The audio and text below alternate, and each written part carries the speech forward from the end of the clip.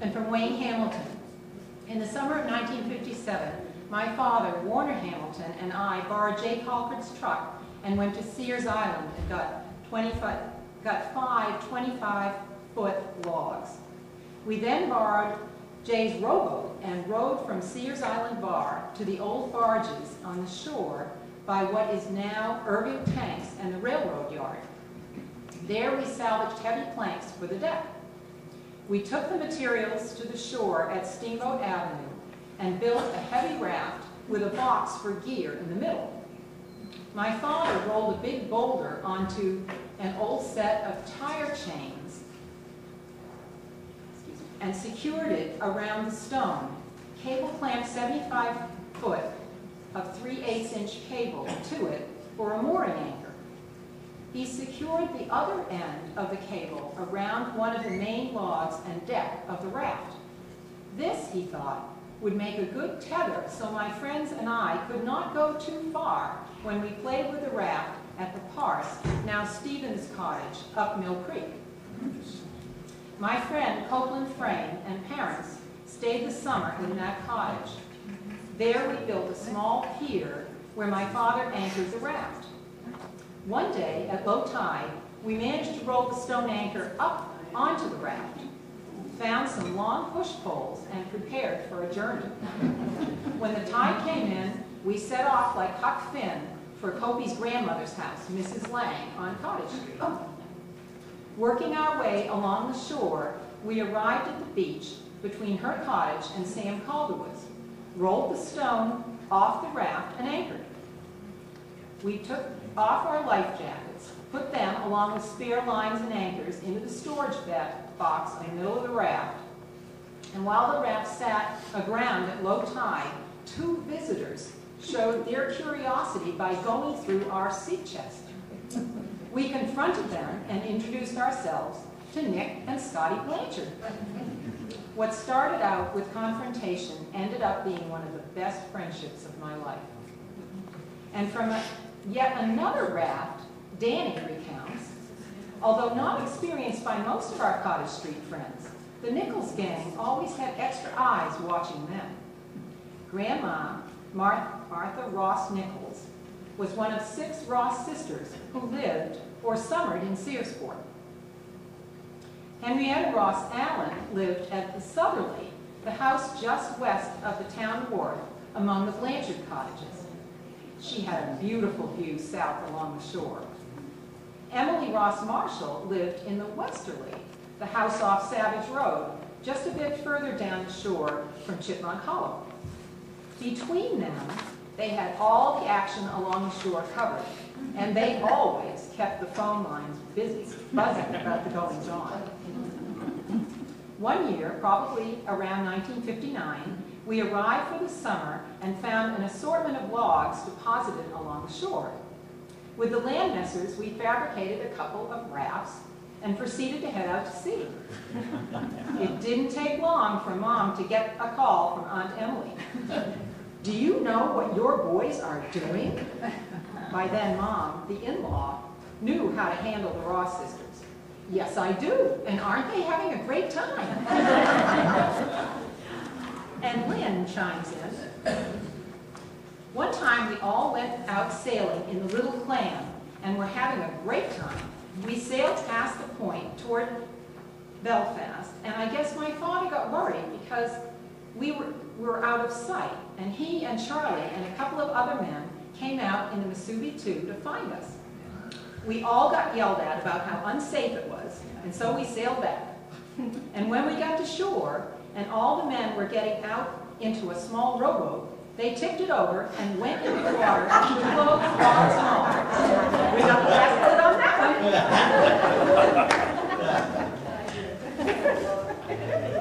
Back to Rob. "I love boats, and we always had several. We had a $50 rowboat built by Elmer Deckrow, a sailing dory, the Seagull, that was wrecked in a winter storm, a couple of motorboats, and the Petrel, which Dad bought from Olympic sailor George O'Day in 1948, in which we all learned to sail, and which we are still sailing." just these are the pictures of the winter storm, the boathouse and everything that was in it was destroyed. And Danny recalls, throughout the 50s, a friendly rivalry developed between the Kittiwake and the Richardson's Petrel.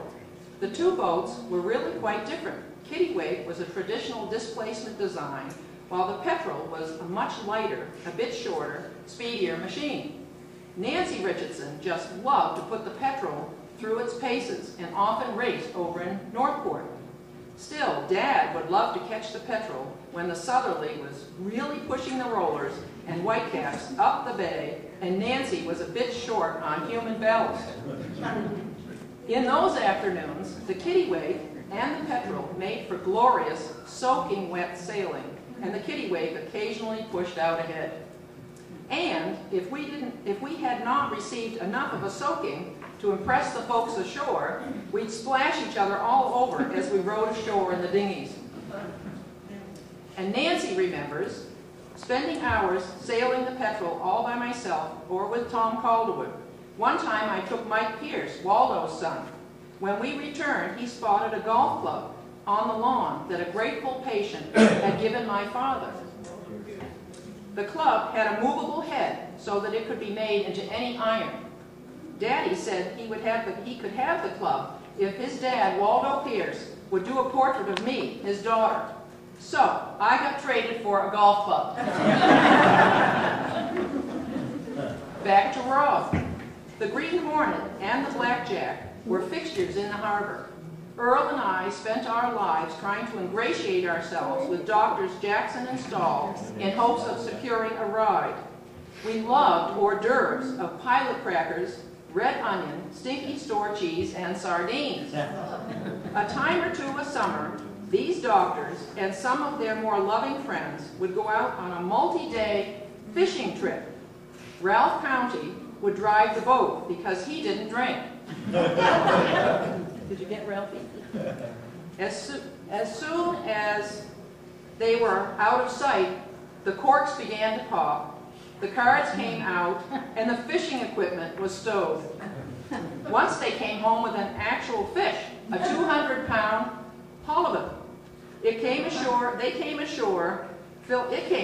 filling a rowboat with a reveler kneeling in the bow of the rowboat, paddling with 2 pie plates.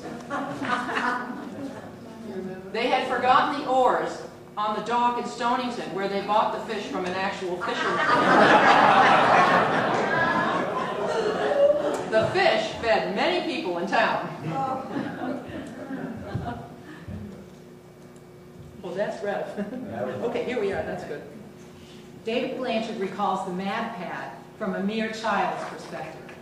In 1960, I was only 10 years old and remember the Mad Pad. It was a mysterious place where the older kids could go even after dark. I was allowed in once, daytime, and thought I was doing something wrong. I got the notion that little kids didn't belong there. My brother Bill, older by 4 years, thought it was fun. I still wonder what went on. David's sister Mary also recalls as a preteen not being welcome at the Mad Pad, but says that was okay. It was enough that such a cool place existed right over on Cottage Street. She expected her day would come at some point. Apparently, Andy Nichols knew what went on. The Mad Pad at the Blanchards was the scene of several spin-the-bottle games. In the winter, the Blanchards had most of the boats in there. I think the spin-the-bottle champion was John Landmaster.